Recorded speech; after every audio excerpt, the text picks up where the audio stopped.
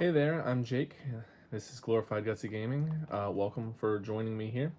I have been recapping VFM purchases for the last couple conventions, but I've wanted to recap conventions that I've been to as a whole. I wanted to do Escape Winter back in February or March, whenever that was, and ended up having to do some work right at the end of the convention and couldn't really do it. But I have Caravan Convoy that I did this last month, and I thought now would be a good time to recap it and the VFM purchases, like all included. So just to kind of recap everything. So going into this, if you don't know what Caravan Convoy is, it is a one-day convention in the Central Florida area, uh, Orlando, Oviedo, slightly different location potentially every time. I think the last two times it's been at the same place. Um, but there are games to play. Obviously, there's play to win games, there's demo games, tournaments. This time, I think he added was new. This time, there also was a VFM for the first time, which is a virtual flea market where you can list your games to sell or go buy games. The new VFM app had just launched, website had just launched somewhat recently, and I believe it was the first or second event to use it, which was pretty cool. And I've seen that kind of continue. And so it's like 12 hours. I think it starts at 9 a.m. and or 8 or 9 a.m. and goes like for 12 hours. He also does giveaways and has food available on site and everything. It's a good convention. We enjoy it. And it's hosted by the Gaming Caravan, which I've talked about a little bit on this channel. And so going into the convention, this is the third or fourth one he's done. He'll have to let me know, but I think it's the third one, but maybe I'm missing one. And so he has a play to win game list and a library list, and usually kind of sponsors some of the demo games that are coming out and going to be there. So I try to make a plan ahead of time to kind of get an idea of what I want to focus on. Sometimes people get in the way, or we have to leave for some other reason, but I try to come up with a plan. And then this one had a little bit more involved because there was the virtual flea market that I wanted to check out. And so going into that, the plan for me was looking through the play to win games. That's usually what I try to do. And demo games are kind of second. As far as play to win games and demo games, I was interested, but I didn't like jump at any of them. The only one I was super interested on the play to win list that I wanted to play really badly was this game, Railroad Tiles. And obviously I have it here, so I'll get back to that. And that was pretty much the plan. There wasn't too much else. I also usually don't stay the full time. I usually just can't. Getting a babysitter that long is kind of hard.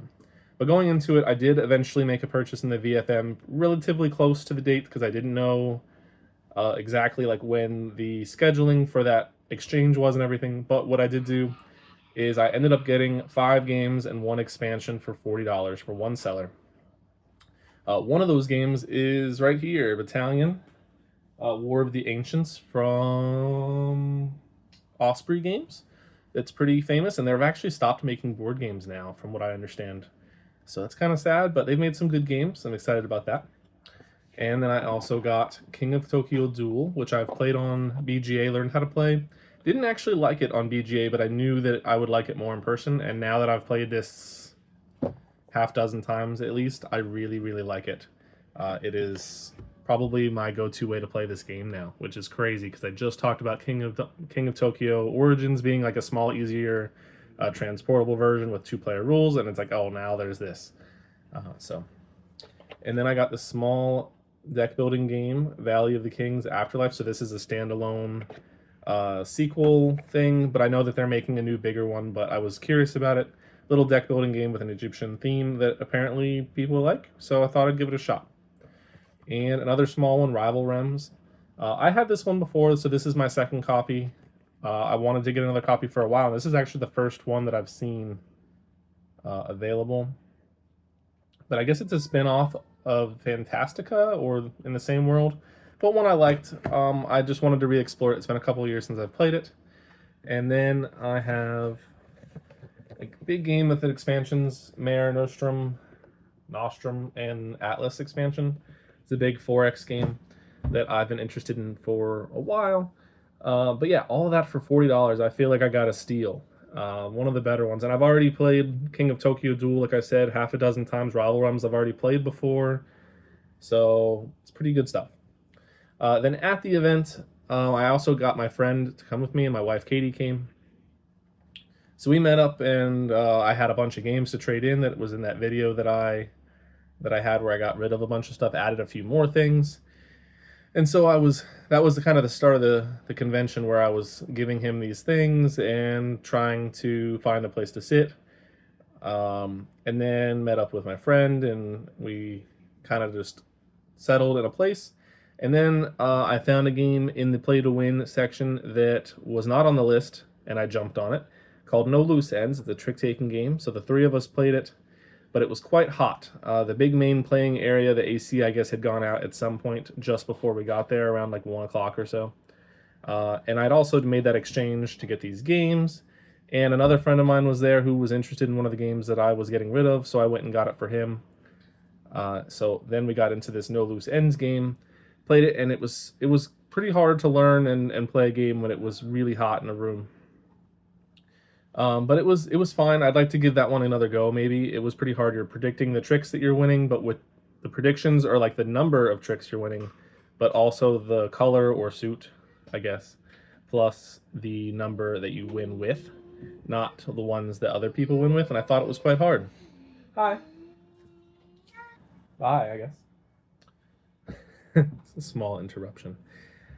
So then I put it back and went and got Railroad Tiles Play. Like I said, this was the one I wanted to play. It was available when I got there, but I was so excited by seeing the other one and kind of wanted to have a bit of an easier start, because trick-taking games we know pretty well and we generally enjoy, so kind of jumped into something a little easier to start with.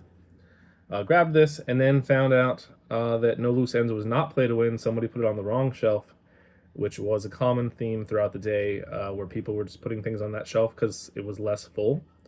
And so they would take something off the library shelf and put it on there. And I actually spent time just before I left kind of reorganizing that to help anybody else after I left with somebody else. I can't remember his name right now, but so that was not part of the plan, but it's a game I was interested in, so good to play. Then we played this Railroad Tiles game, and we ordered some food, and didn't quite understand the scoring on this one when I played it, but I wasn't the one who learned it or read the rules, which I usually almost prefer that. I think it's just easier for me to understand for reading it than it is for somebody to tell me what the rules are. And so the first game my friend won, and then we played this one, and I think he won this too, actually, which is kind of funny. And then we relocated into a cooler room that was kind of all of us on the same side and facing the wall. It was a little wonky, but we were trying to get into the AC. And then we played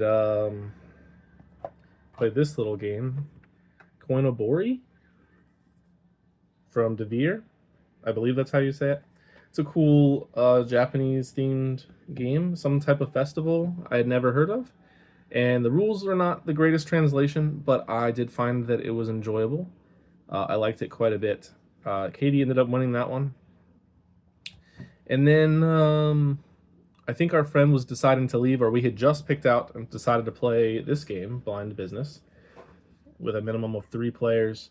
And we had unpackaged it and everything, and then my friend decided to leave. So we were trying to see, it says 2 to 5 on it, and I realized after we had set it up that it really wasn't going to work well at 2. It just seemed like it anyway. Maybe I'll try it that way eventually. But we were still not feeling very well. We were quite hot. I think we had a bit of heat exhaustion just from the AC being out. So we ended up leaving early, but had a good time, and then found out after the fact we did not stay for the announcements. But we found out we won these games.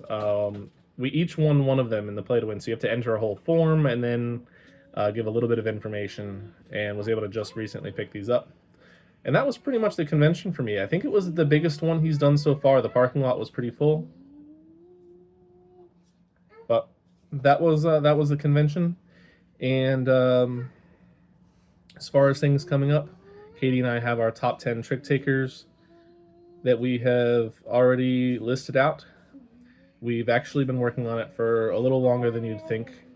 we'd come up with the idea, I think 3 weeks ago or so, and then saw that the Dice Tower was about to do theirs, and I was like, oh, that's kind of funny. We just decided to do ours. We just haven't recorded it yet, but that is coming up pretty soon, and I'll have a Dice Tower East probably like preview or review recap like this one. But I think maybe that's the best time to end it here. So thanks for watching. Bye. Just really quickly, I forgot I wanted to add that last year Daniel added this little game where you do things and you get points, and the more points you get on this paper, you get cool little rewards like a free drink or giveaway tickets. Or last year the thing was if you completed it, you got to get a free ticket for the next year. I forgot to mention that he did it again. I didn't know he was doing it until I got there. And we did get a few things. We got a few free drinks. And I think maybe something else. I can't remember. But it's a fun little game. I think it's certainly unique and a lot of fun. I'm glad that he does that. It's something that I take great joy in, to just have a little game of playing games. But yeah, last little addition. Thanks.